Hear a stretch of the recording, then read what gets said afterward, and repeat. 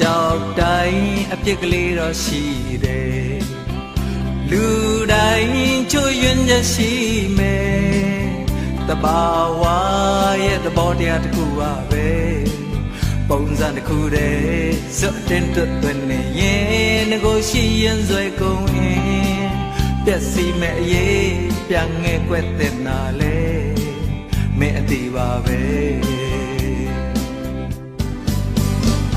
ကိုစွမ်းလောက်တော့ကိုကြောက်စားခဲ့ပါတယ်ထိတ်ဆုံးတိမရောက်ခဲ့ရတော့အလေအလတ်တော့မကပါတယ်စိတ်ပေါင်းလောက်တော့ကိုလိုက်ပြီးမလုံနိုင်ဘူးတလုံးနဲ့မှမချင်နိုင်ရင်ရှုံးပေးဖို့ပဲကြံတော့တယ်ဒီထက်ပိုပြီးမဲအလိုကိုမဖြေနိုင်ဘူးဒီထက်ပိုပြီးမဖြစ်နိုင်ဘူးမတတ်နိုင်ဘူး